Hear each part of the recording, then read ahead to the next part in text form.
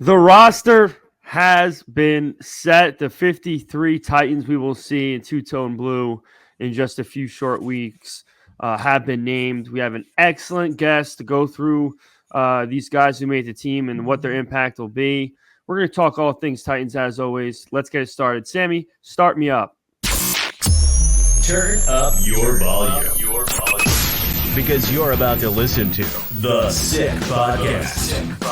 Talking Titans. Ladies and gentlemen, 94 yards. Touchdown, Titans. He is the baddest man in the NFL, and he just took her to the house. The sickest Tennessee Titans podcast. Sick! It's gonna be sick. What is going on, ladies and gentlemen? Welcome back to another edition of the Sick Podcast, Talking Titans. I'm joined, as always, by my two co-hosts, Jarrett and Vin. Fellas, how are we doing on this glorious Tuesday evening? Doing good. Looking forward to talking about the 53 men who are going to get to raise the Lombardi this year. That's it. That's a good one. Yeah, let's hope. Well, we got a lot to get into. I don't want to waste any time bringing in our guest for this week's show. Someone we love having on, returning guest, Kayla Anderson from 104.5 The Zone. Kayla, how are you doing this evening? Thank you so much for joining us. Hey, what's up, guys? It's a pleasure to join you. I realized, and I literally heard you guys talking about how you took clothes out of your hamper. Well, that's what I did as well. And I realized I technically am in two-tone blue, and I did not plan it. So I would say I get bonus points for that. That's it. Absolutely. So let's jump right into it. Obviously, today the final cuts were made, and we were shrunken down to our 53-man roster that we'll be seeing with the Titans this season. Kayla, my first question to you is, based on what you've seen from the roster at this moment, what sticks out at you as far as guys that made the team based off their preseason play? And is there anyone that sticks out there you said, you know what, these 3 games that I saw him play are the real reason why he made this team? Yeah, I would. Let's start with who Titans fans, at least according to social media, were going to riot if he did not make the team. And that is we certainly were. Yeah, that's Caleb Murphy. I think we've all been impressed by. It's one thing to see him, what he does in practice every day, right? Like, he's one of those guys that's going to go hard every single practice. But when you see that carry over to a game where he has a sack in every preseason game. He had a total of 4 in the preseason games combined. Like, that's impressive. And I know some people will say, well, sacks, sometimes I can get hyped up. I think that he became too valuable of a piece, and to have him on the roster to start the season, and he's going to only continue to develop. Like, this is a guy that came from Ferris State. And regardless of where you come from, the amount of sacks he put up in college, double digits, and then you come here as a rookie and are able to do that consistently in games. There's no way they could have put him on the practice squad or waived him, he would have been caught up right away. So I think that was by far the biggest one that stood out to me, a guy that proved his worth in practice, proved his worth on the field, and truly earned a practice spot, you guys. The other guy that I would look to, and I would say this is maybe a little bit more so because of the situation with the punt return, right? And we see that Kyle Phillips, again, is dealing with an injury. They clearly waived Mason Kenzie, who is probably the ultimate practice squad guy, but not like a 53-man roster guy. But Kearis Jackson is. And the Georgia guy came in here with a lot of talk, and I've watched him kind of progress. I've liked some of the adversity he's gone through, even with coming out of that game. I think it was against the Vikings. He came out of that game. He wasn't able to play the whole thing. Then he came right back the next week and hopped right back into action. And I think that was encouraging to see. But I think having him on the roster right now, not necessarily as, the wide receiver first, but the special teams aspect of it, and having a guy you can put back there at punt return right now until we see Kyle Phillips return. And I don't know when that's going to be, guys. I know he was in the locker room the other day. We talked to him. But at this point, until he can stay on the field consistently and not be injured, I'll believe it when I see it. Yeah, Kayla, there's when I looked at the 53-man roster and the depth chart, there's clearly a glaring spot to me that we're carrying 7 wide receivers this year and only 3 tight ends. We've never done that really, per se, in a Mike Vrabel offense. So the thing is, you're going to have to help me pronounce this guy's name. Thomas O'Duna, whatever.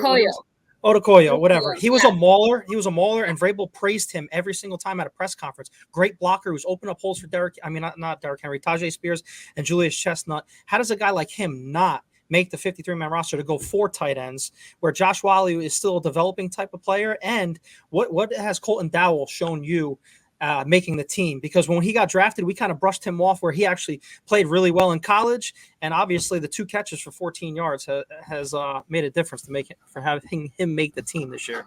Yeah, and what you said is exactly like what I think too.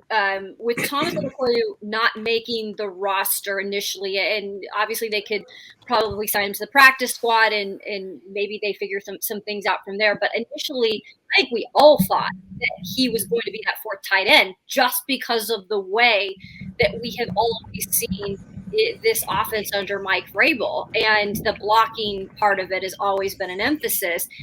And Wiley, to me, like, no offense, but he has not overwhelmed me in this training camp or in any preseason games. I think there, obviously, but he's not a blocker first type of body, right? I mean, you would think Thomas Odukoyo would be in the mix there somewhere. And then you mentioned Colton Dowell, who made the roster. That was one that I was first to raise my hand and said 7th round pick doesn't mean anything. Practice squad guy. I don't think anybody would probably snatch him up if they had waived him. So that was a little interesting to me. I know he had a strong finish in that game against the Patriots, had 2 really good catches, but I think there was some inconsistency in camp. I think he's still one of those guys who's continuing to learn how to be at this level, coming from a little bit smaller school. He'll still be able to develop, but I don't necessarily think it should have been right now on that 53-man roster. I think Thomas O earned a spot, in my opinion. Yeah. But then again, guys, this is the initial roster, so there could be some changes this week. Yeah, I'm glad you brought that up too, because I was just going to ask you, who do you think is a player that got released today by one of the other 31 teams in the league that you feel as though would be a good fit on the Titans? There were some popular names. Roby was released in New Orleans. I know the Giants released one of their offensive linemen, and that's a position where we lack a little bit of depth. Is there a player that was released today by another team that you could see Tennessee having their eye on?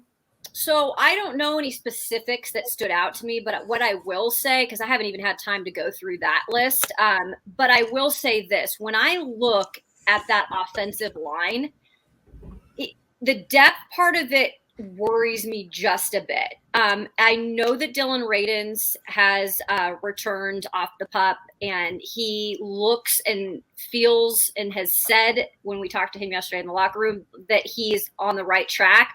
But that by no means he's going to be ready right away. Also, I think he's still a question mark, right? We saw a little bit of that potential last year before the injury when he was brought in, and maybe you can have him as a piece in terms of depth that can be plug and play. If an injury happens, you can plug him in. I think he's a little bit more so versatile. But it concerns me a little bit. And I know you guys have this depth chart up, but in my opinion, Justin Murray, Xavier Newman, those are guys that they're depth pieces, absolutely, but we just haven't seen much of them. Yeah. And then you've got a guy like Jalen Duncan. I love him. Great upside, guys. Great upside. 6th round pick out of Maryland, but he's got a long way to go. And let's remind you, he was banged up recently and hasn't been on the practice field. So I'm always keeping my eye on the offensive line in terms of maybe a signing there. Also, what do you think about a fullback? Like, we've always seen a fullback on this team before. I don't know if that's out of the realm for this team keeping 3 tight ends. I don't know. Maybe this offense has just changed where they don't want to do that at all. They don't need 4 tight ends. You know, they don't want to go with the fullback like in the past. So there's still some questions to me. Here's the other thing that might throw a wrench in it.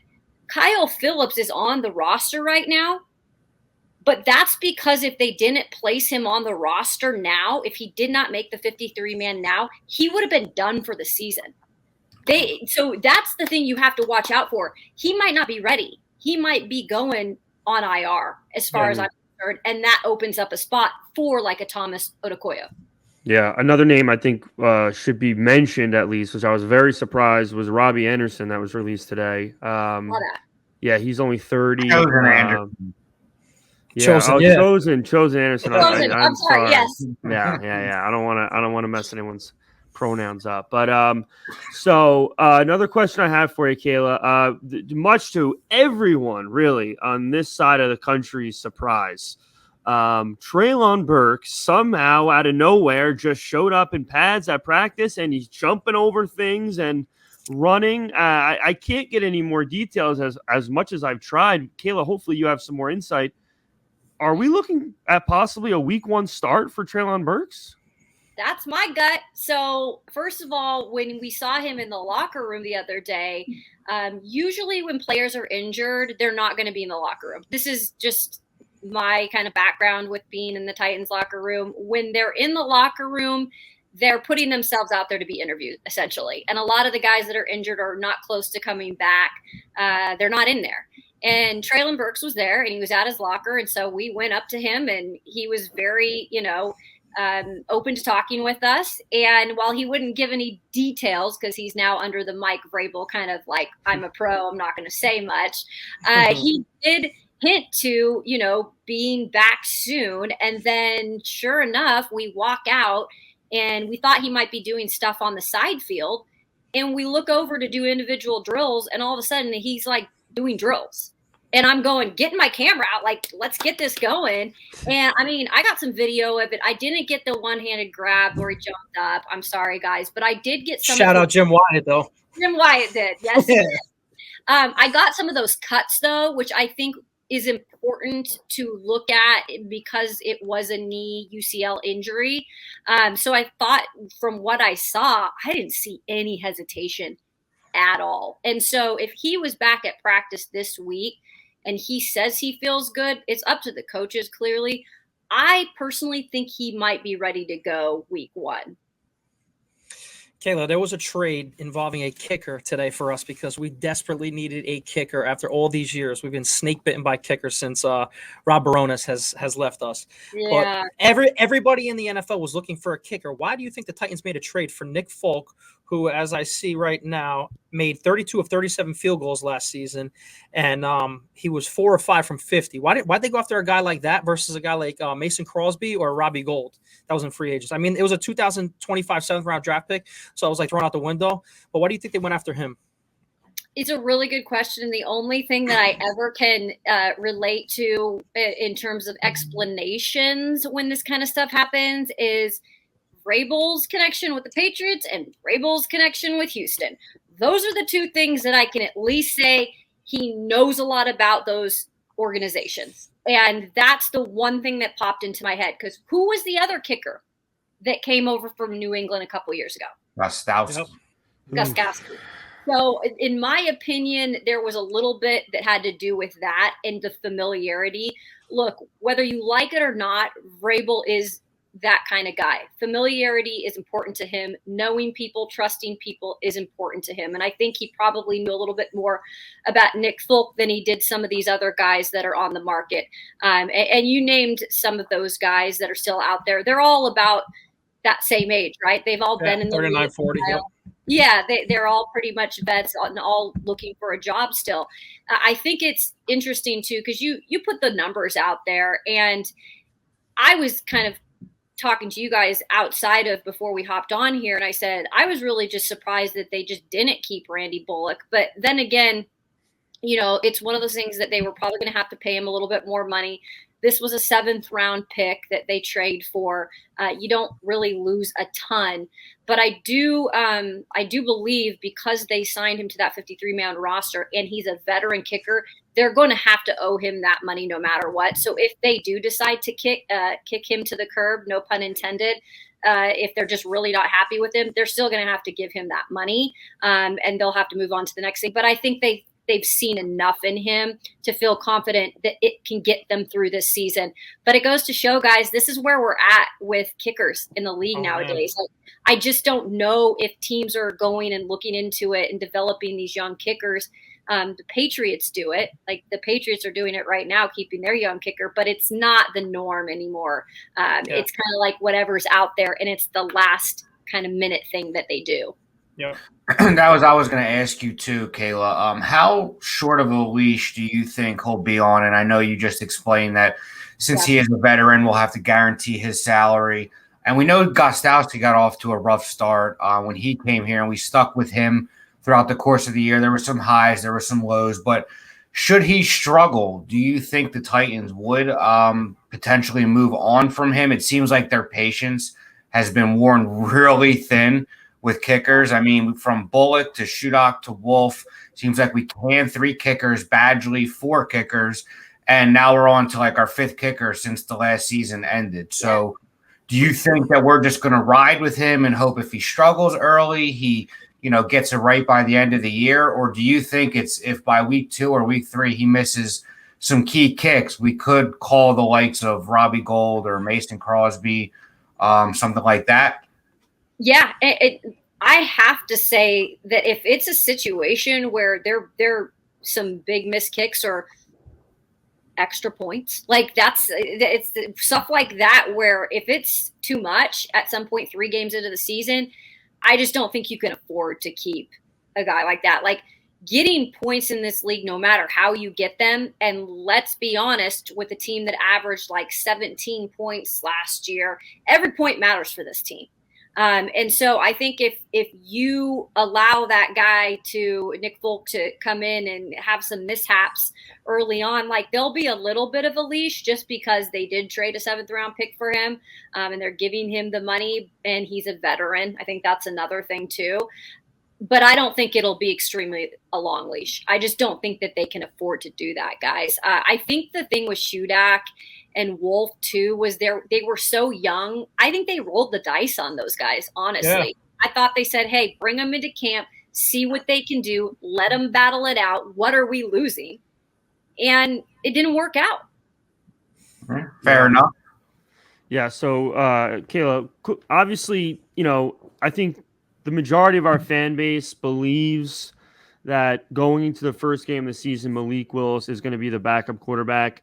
You could argue we didn't see as much of Will Levis as we'd like because of injury, and that's pretty much the real reason. But I guess my question to you is it basically solidified at this point, or is there any chance that out of nowhere we could see Will Levis somehow slip into that number 2 role? What are your thoughts on that? Yeah, I think Mike Vrabel's answer the other day kind of left the door open, in my opinion. And I know that availability, in my opinion, is the best ability, right? Availability, because you're there, you're learning, you're getting better. And in the case with this backup spot, both of them need to continue to improve, and both of them need to continue to develop. I do feel like Malik Willis, because he's been available, he's been able to show how he has improved. And there's still a lot of stuff he needs to work on, taking care of the ball, right? Like, some of the interceptions are just something that he can't continue to do. Like the one where the linebacker came up, like you can't continue to do that, right? You've got to see the field better in that situation. But I've also seen improvement with some of the things he's doing. And when he does, have the ability to roll out and find a guy, like there were a couple great touchdown passes in that game against New England that really made me look at him, and he looked downfield first. He saw he didn't have anyone open. He rolled out. He found his guy. I thought that has been huge in terms of improvement from what we've seen from Malik before. However, Mike Vrabel still has made it clear that Will Levis is doing, even when he's not on the field, he's doing everything in the film room. He's super smart. He's picking up that playbook. He's acted like an absolute pro. And I think we all know, the arm that guy has, the potential Will Levis has in that style of offense is just, it's just higher right now than Malik Willis. And Malik could go on to be the backup. here, or he could go somewhere else where maybe it's a little bit better of a fit and he could do something somewhere else. But right now, I think the door is still open for Levis to possibly win that backup spot. But I'd say to start the season at least, guys, I think it's going to be Malik. It's already crazy to think they're carrying 3 quarterbacks. This is not really something that they do usually. Seven wide receivers, 3 tight ends. It's crazy. I know. It's not like what Titans fans are used to seeing, right? So maybe there is some newness to what's going on here offensively. But this is still going to be a really intriguing backup battle that, in my opinion, is going to continue throughout the season. Sammy, can you throw up the linebackers depth chart for me, please? Kayla, we've been going back and forth with this position on this podcast. I've been saying, no, not the inside line. Oh, that's all of them. I've been saying the linebackers, the inside linebackers specifically, because the outside linebackers, in my opinion, are phenomenal. The inside backers are the weakest spot on this defense. And to me, a guy like Chance Campbell, he got cut from the team where I thought he could possibly be the starter next to Al-Shaair. What about bringing in a guy? Because I'm not all in on Gifford and Rice and Gibbons, standing next to Al-Shaair. What about bringing in a guy that Houston cut recently? Their team captain, Christian Kirksey, is it? Kirksey. They just released him? Yeah. That was this morning, Yeah. What do you think about that? Well, he's a Houston guy, so you can't count that exactly. out. Second of all, I don't disagree with you guys. And really, this was a position coming even into training camp I was a little bit questionable about. Azeez Al-Shaair is awesome. And he all over the field. He is going to be so good for this team, guys. Like, I can't put enough praise on this guy. However, like the supporting cast around him, it's not a lot. And I specifically want to point out Monty Rice, because I think this is a guy at this point we were all expecting to come into this season and be able to be ready to go, right? To be able to be a starter, to be able to produce. And then he had the setback. And to be fair to him, guys, I did speak to him yesterday in the locker room off camera. I was just curious as to what's going on. Like, why haven't you been out on the field? It seems to be a personal situation with him that's going on. So I don't want to be like dogging on someone if they're dealing with something in life, right? But when it comes down to it, he's got to be on the football field. And he did return to practice yesterday. That was a good sign. So hopefully some of that stuff is behind him and he can start to move in the right direction. But yeah, I thought Chance Campbell was going to make the roster. Everything that I see in practice from him, like, he's not like a starter, but he's a guy that I think continues to get better, and he has the body type. I think even Dr. Gibby, Jack Gibbons,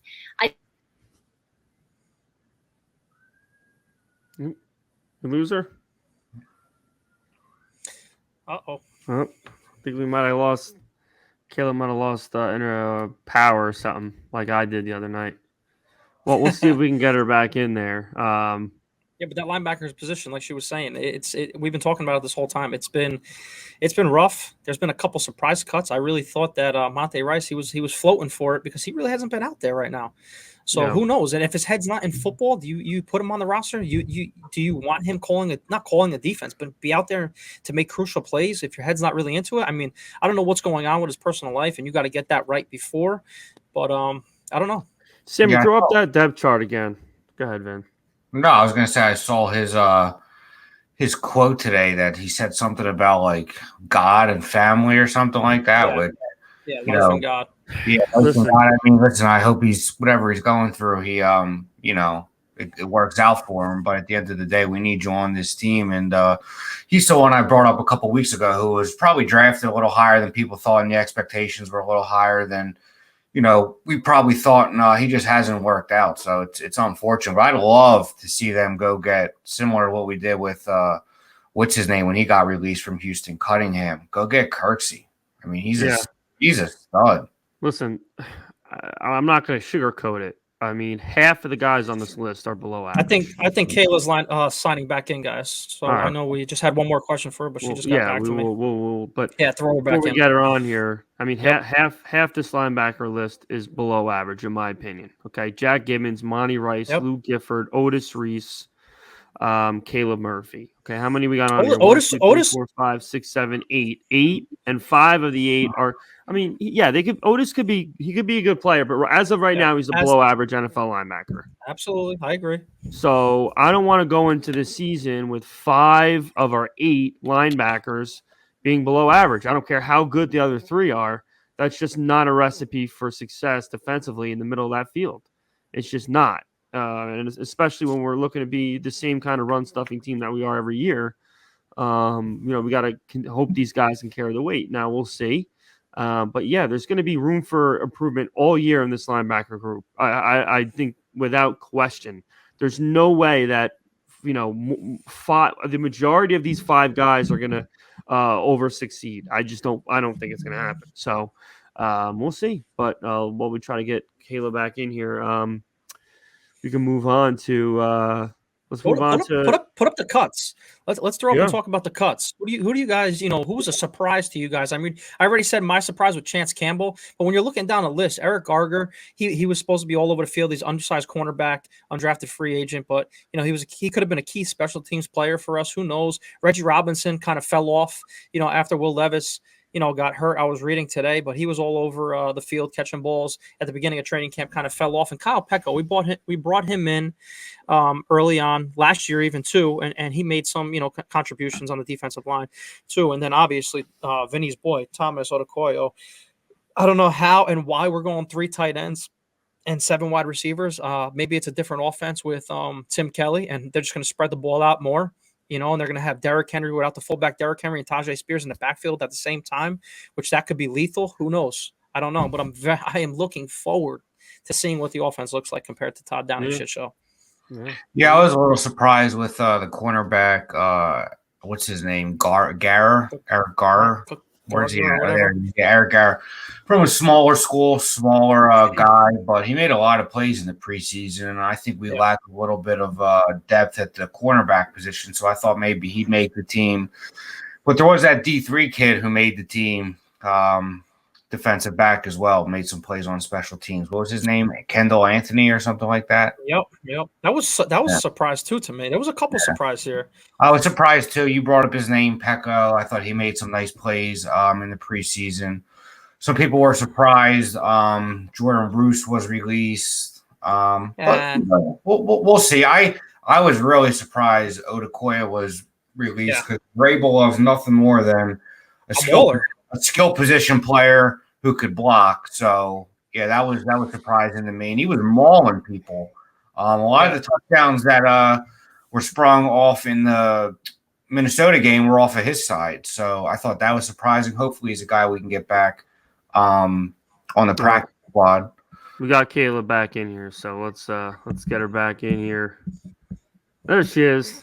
We got you back. iOS. So when you update your computer, this is what you get. Sal got tossed last week too. It's all good. Yeah, I did. So I forget where we were, but the last question, inside linebacker. The question that I had for you was injury-wise, not to sound pessimistic, but there's a couple like mysterious injuries, Will Levis being one of them. We know it was like a lower body thing. Never got a full answer, but we know that's Vrabel's style, very political, very Belichick-like, not going to give you much. But another guy that I'm in love with, he was making plays all over in camp, Arden Key. We haven't seen much of him. I heard it was a calf that was bothering him. Is there any potential issue, or are they just being cautious? Will he be out there week 1? Because he is a player that I loved when we got him in free agency, and seems like a huge personality, and he seems like he's going to be the beneficiary of a lot of sacks on that defense. So yeah, I mean, he's been one of my favorite ads as well as I was saying, Azeez Al-Shaair too. One of those great ads, not only what I think they can potentially bring to the field, but also just the leadership aspect and the energy they bring, right? And we've seen that out at practice between him and Big Jeff, between Arden Key and Big Jeff. Like, there's no silence when they're on the sidelines. Like, they are going. It's a competition between those two. So Arden Key, we kind of missed him for a couple days, and it was one of those things where nobody even really talked about it. Like, we all noticed it, but we didn't know what was going on because really Vrabel didn't say much about it. And that's about the extent that we had heard. I hadn't heard any more particular injury updates. I can say, though, that I saw him in the locker room yesterday, and he looked to be in great spirits. He didn't look to be, dealing with anything that I had seen. I think it's more probably just at this point, he is more of a veteran player. We all know how Mike Vrabel kind of treats those situations, especially leading up to the season. Now they've gone through all of training camp. He's kind of proven who he is, and he's done everything he's needed to do coming into this camp, getting familiar with the team. He fits right in. So I think it's more so just a cautionary thing. Make sure he's ready to go day one when the season starts in New Orleans. So I don't think it's anything to worry about, guys, but I do agree with you. He's going to be an extraordinary addition, and he's got a chip on his shoulder because all these other teams didn't see the starter potential in him. And that's what I love the most. I cannot wait till he plays Jacksonville, just like when Danico Autry plays Indianapolis. Yep. Yeah. So you expect him to be out there week one is what you're saying? Yeah. Awesome. I do. Yeah. And we definitely saw Danico Autry has not lost any ferociousness in his game. He's continuing to be someone that we're going to need desperately. So all great things, obviously. Kayla, we can't thank you enough for joining us tonight, taking some time out of your night to talk Titans football. We always love having you on, and hopefully as the season progresses, we can get you back in to chop it up once again. But thanks so much for joining us. Thank you guys. Sorry for the blackout. I swear I wasn't rioting. It's all good. All good. We appreciate you, Kayla. Thank you. We believe that. Don't worry. All right. That's Kayla Anderson from The Zone. Appreciate her so much for stopping in. Great outlet for all things Titans, and definitely a friend of the show. We enjoy having her on. We can't wait to have her back. But let's just keep trucking along here, because another thing I want to get into that we haven't talked about yet is the receivers that we're going in with. Maybe a little bit of a surprise. I'm not really sure what I was going to say before we got Kayla back on, as far as the actual roster in itself, as far as the cuts are concerned. Is there anything that surprised me?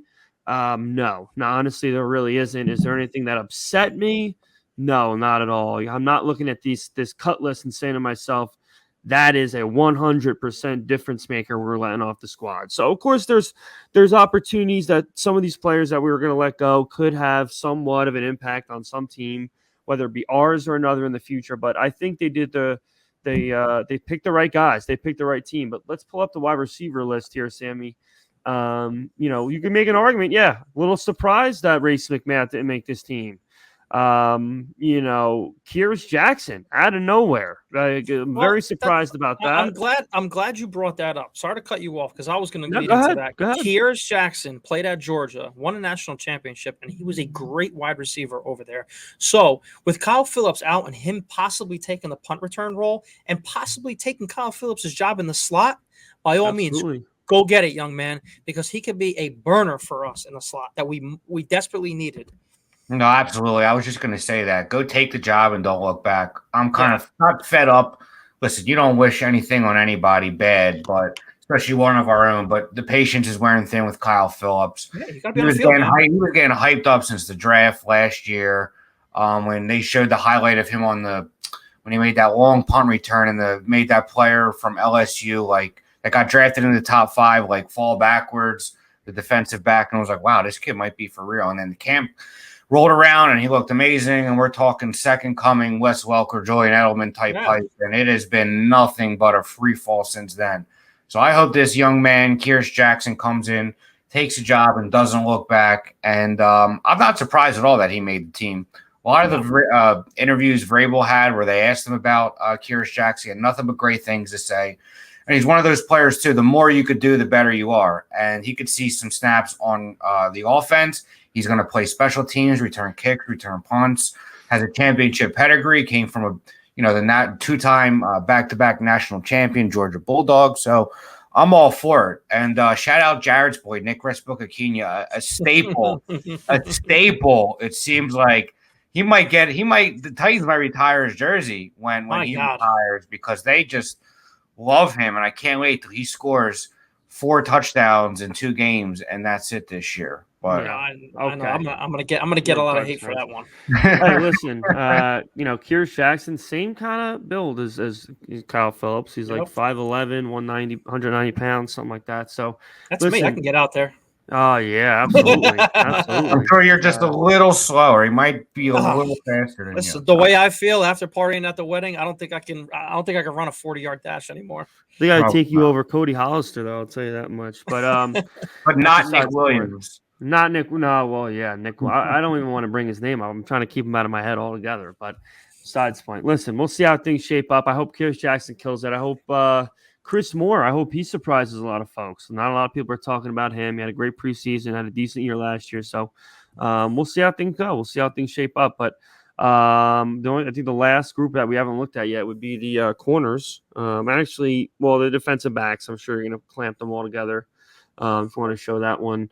We'll start with cornerbacks. All right, so nothing really shocking here. Maybe you can make a case for Anthony Kendall. I mean, other than that, but Jarrett, tell me what you think about this list of gentlemen here. I mean, Trey Avery. I mean, I called him out last week, and he's been nothing but great in training camp, supposedly, and he's progressed as what Mike Rabel has been saying. McCreary, I think, is going to take a huge leap right now this year. Now with Sean Murphy Bunting there, and Christian Fulton, it gives him the ability to play inside and out. And Anthony Kendall, I really don't know that much about. I mean, I can't say much about him. So hopefully he's just a fill-in, and hopefully he doesn't see the field that much unless we have injuries. Yeah. Well, no Elijah Molden Love on this list. I mean, no, Elijah Molden's a safety now. They he's moved playing safety. They moved. I did see that. I didn't know if that was like an experiment or is he going to be like a legit, depth guy at the safety position. But Sal brought it up weeks ago. This whole secondary is just going to be hit or miss. I mean, it has the potential to be a top unit in the league. And throughout camp, it looked like a positive. Christian Fulton's looked phenomenal.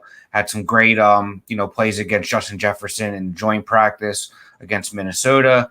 But I'm looking forward to it. And I'm telling you right now, that defensive line is going to make everyone look a little better than maybe they actually are. So a good defensive line to, cause some errant throws, which is going to cause turnovers.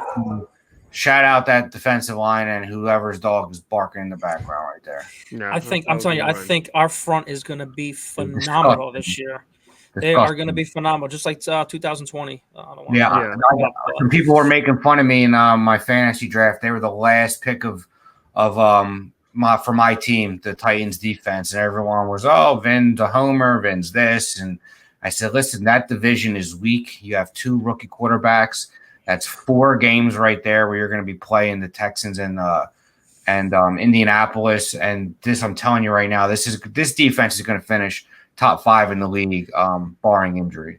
I mean, the bottom line is that it's going to be a situation where we're going to have to depend on some of our safeties to play some coverage, some man coverage. It's just how it's going to be. You can't just assume that list of guys that has about 2 guys possibly that you're supposed to be depending on. That would be Fulton and Bunting. Outside of that, you don't know what you're going to get. You just don't. So we'll have to, and that's what Variable loves. He loves guys that are like Swiss Army knives as far as defense and offense, can play multiple things. And they're going to have to do that. So let's move on to defensive line. I don't know if there is a ton of surprises here. Maybe Peavy, but outside of that, they've been saying Peavy had a hell of a camp, man. Terrell Williams been saying the same thing. He's been coming in, and he's just been destroying people. So shout out to him, man. Hopefully he gets into that rotation and does well. I didn't see much of Naquan Jones in preseason, so I'm going to be honest with the listeners here. I didn't honestly know he was still on the team, actually, but he's on the team now, and we've seen flashes from him. Obviously, we need Tierra Tart to take the next step. That's really the biggest thing here as far as this defensive line grouping. Whether we're going to be, really good or elite, he's a big part of this, and it sounds like he's in the direction of the part where he's going to succeed and excel. So, what do you guys think about this D line? Vince, start us up. I mean, I love this defensive line. I think Simmons is only second to Aaron Donald when it comes to defensive tackles. Tierra Tart is a premier first and second down player. Philly's finest right there. I think he went to West Philly High, so good for him. Danico Autry is the best gift that John Robinson gave us in free agency, and in general, aside from a handful of players. Danico Autry has been nothing short of amazing for us. I don't know much about Jaden Peavy. I'm assuming that he's got to be decent if he made this defensive line group. And Naquan Jones was a guy that I love. Was the last year, the year before that, he came on as an undrafted free agent, I believe, out of Michigan State. Didn't hear his name much. I think it was a Penn State guy. Sammy, can we get a little reference for that? I'll bet you $1 that it's Michigan State, but I'm gonna go Penn State. Yeah, Penn State. I love this group, and maybe Naquan Jones is a guy where they feel like there's still some untapped potential they can get out of him. So maybe they'll be on this team for another year, another rotational guy. But I mean, Simmons, that was my next guess. Clearly, obviously, who? That's Naquan Jones or Jaden Peavy? Jaden Peavy. No, we're talking Naquan Jones. Oh, my bad. Yeah. I think you're right, Vin. I think it's Michigan State. Yeah. But I mean, Simmons, Tart, and Autry right there is Michigan State. See, I'm always right. I'll Venmo you money for a beer. Yeah, always right and seldom wrong, I believe is the saying. But this defensive line is going to be it's going to wreak havoc all year long, and I'm looking forward to watching it. Yeah, absolutely. And I think Peavy actually had a sack in the second half of the Patriots game, if I recall correctly. I have to go back and look. Listen, the defensive line, the starters are so good that we can depend on them wholeheartedly without injury. They should be solid. So let's move on to running backs. And QB, we pretty much know, but we'll probably. I mean, do we really even have to go running backs at this point? No, but there was still a little bit of thought about who was going to get number 3, whether it be Patrick or Chestnut. Obviously, I think the majority of people thought Chestnut, but listen, Patrick, he made some plays, and someone's picking his ass up. I guarantee. Oh yeah.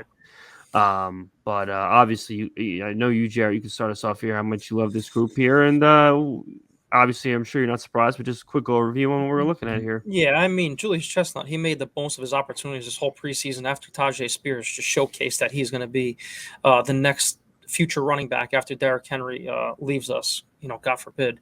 But with Derrick Henry and Tajay Spears, I think like I said before, with the 7 wide receivers and the 3 tight ends, I think they're both going to be in the backfield this year. I think they're both going to demand a lot of touches, to confuse the defense, spread them out a little bit. You have both of them go out in the flat. Tajay can catch the ball. Who knows? But the running back position speaks for itself, man. I think they're going to go off, especially Derrick Henry and Tajay Spears. We've said it the whole time about Tajay Spears. Yeah, hopefully the drafting of Tajay Spears of bringing Chestnut back and having him do as well as he's done these last 2 years in the preseason makes us believe that we're going to maybe try to preserve Henry just a little bit.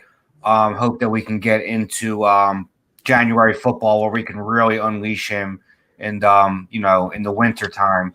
But I think Tajay Spears, I've been, his bigger supporter since day one when they drafted him. They're going to use him in creative ways. Especially as we get a little healthier at the receiver position with you don't know what that third receiver is going to look like. Chris Moore, Kearis Jackson, Kyle Phillips, when he's going to be back.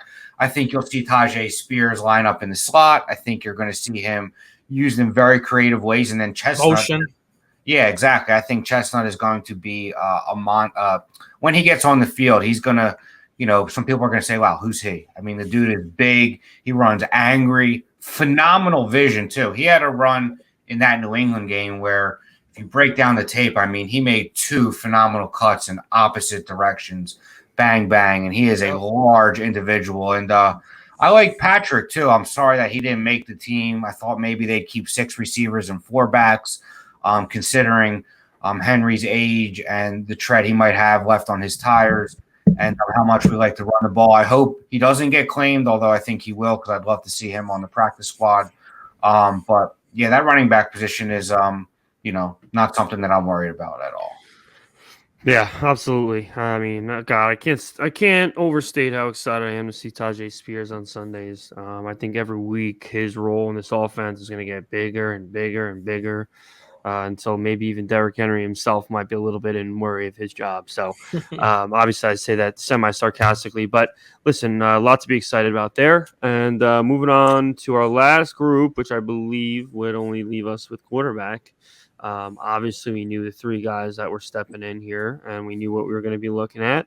That number 2 role is still technically up for grabs. I don't think it is. In theory, I think Malik Willis has it, but until they absolutely state it, and we'll see who suits up. But, these 3 guys, or at least 2 of the 3 guys of the future, last dance with Tannehill. Jarrett, start us off. Obviously, nothing surprising here, but just another quick overview on these 3 and what your expectations are moving forward. I'm just touching on RT. QB1. I made my prediction last weekend of the stat line, 3,900 yards. Sammy, I hope you're writing all this down because we did stats last week. We're going to keep going with the stats, too, with this podcast. I had him going 3,900 yards with 34 touchdowns and 11 interceptions. I think he has a great supporting cast. He has Tim Kelly now at the helm of the offense, unlike the clown show that we had for the last 2 years that screwed us out of Super Bowls. We're not talking about that no more. We're talking about the future. And this is his last year, and I think he has something to prove. He wants to prove to Nashville that he's going to win because he knows it's it for him, and he's got Derrick Henry by him now. He's got Tajay Spears. He's got DeAndre Hopkins. He has Traylon Burks, and he's got Chig. Go make it happen, QB1. All right. Sammy, just make sure you write Pro Bowl under the stats because that's going to have to be part of it as well if those come true. So, Pro Bowl Tannehill 2024. I mean, we're talking about maybe a second-team All-Pro if he puts those kind of numbers up. Listen, guys, he had 40 touchdowns. And already. A new contract. He had 40 touchdowns, and he almost threw for 4,000 yards the 1 year. Yeah. He has the weapons now, and he has a great backup running back to complement Derrick Henry. So, yeah, I mean, I don't want to say you're grasping at straws, but, I mean, you're talking about backup running backs in regards to the success of our QB1. Jared, I hope you're right, buddy. I do. And I am in the middle of you and Sal when it comes to a lot of things. I try to mediate, much like I've done with my parents' marriage, try to see both sides, help them love each other a little bit, But, I think his ability is top 10 when he has, adequate talent around him. And when he's at his worst, he can look pretty bad. Last year was a bad year for him. We're not going to blame it on him. Todd Downing was atrocious. That offensive line couldn't stay healthy. Statistically speaking, we were one of the most injured teams in the history of the league the last 2 years. But I think he still wants a bit of a revenge tour from 2 years ago where we lost to Cincinnati when we were the 1 seed. And I think he has the ability. Now he has the surrounding talent around him. And if he can get some protection, I could see a solid year. I don't know about, 40 touchdowns and 3,700 yards or whatever you said. I think it could be 3,000 yards, give or take, 25 to 30 touchdowns, and then hopefully he uses his legs as well. But he was a victim of bad play calling and, inadequate talent around him the last few years. So not to say we'll give him a pass, but, we saw what he could do when the play calling is there and the talent around him is there. So, I'm not expecting him to look like, Mahomes or Rodgers or Josh Allen, but I think he is more than, talented enough to keep us above water and keep us relevant if everything goes our way. So that's a very Vrabel-like answer on him. I mean, we're coming up on year 5 of Tannehill having something to prove. I mean, how many more years are you gonna, say he's got something to prove, right? The only thing left he has to prove is playing well in the playoffs because he's not done that yet. I'm not saying, let me rephrase that. Being a difference maker in the playoffs, which he's not done yet. So, that needs to happen or else he's not going to be around anymore. It's simple as that. I respect Jared's loyalty to him, just like I respect the fact that every quarterback we draft, Sal convinces himself he's going to be the guy. So I respect both of you in that regard. Jared's loyal to Tannehill. Sal thinks everyone we draft is going to be the second coming of Mahomes. But at the end of the day, I'll believe it when I see it. So and the thing is a lot of people can't understand the fact that I love Levis and Malik equally. So I hype them up whenever I can on Twitter, whenever there's an opportunity to. And then there's people like, wait a sec, yesterday I'm going to try not to. We're almost done. We're almost done here. I don't think any of us dropped one F-bomb all night, really. We're making HC proud here. So I think we're gonna just stick with that. But I will tell you what, though, a little thing I saw today: the New England Patriots don't have a quarterback too. Yeah. And Bill Belichick kind of likes to take chances on players that, a lot of other teams might overlook. And I know it's very random, and maybe it won't happen, but maybe they throw us my prediction's right. They throw us a 4th round pick for Malik Willis, and we throw Will Levis in there. They got Mac Jones and Bailey Zappi. No, they released Zappi's Zappi. gone. They have one quarterback on the roster. They released Malik Cunningham, that versatile kid that was playing all over. Zappi's gone. They have just Mac Jones, and I could just see Malik being a guy that Belichick would love to get his hands on and mold and groom a little bit. And for a 4th round pick, I wouldn't be completely opposed to it because let's face it, Levis is probably the future here. How about we take a 2nd round pick for Tannehill, and then we start Malik. Oh, stop before I curse. Stop. I'm sorry. I'm thinking to myself, 2nd round pick next year, whatever. Okay, but I get it because I think if they're that desperate, anyway. I digress. So that's gonna wrap it up for today. We're gonna give Jared some time for his blood pressure to go down. So I brought up trading Tannehill. Not gonna happen. I love Ryan Tannehill right now. He's my boy until he gives me a reason not to be. Hopefully that comes before the bye week, hopefully it doesn't come before the bye week, I should say. So we're gonna wrap up for tonight. As always, guys, make sure you like, comment, subscribe, hit that notification bell, make sure you know whenever we're having our show. We'll continue to try to give you the best Titan content that we can. Great guests, things like that. Can't wait for this year to start. We're definitely going to start doing some live post-game shows, give people opportunity to comment, talk to us about their feelings. Hopefully, if it's whether a positive experience or a negative experience, we're going to do this together. So make sure everyone likes, comments, subscribes. I hope everyone has a great night, great day, great week. And as always, tighten up. Sammy, send me out. And that's a wrap. Hope you don't miss us too much until next time. Follow the Sick Podcast Talking Titans on YouTube, Instagram, Facebook, Google Play, and Apple Podcasts.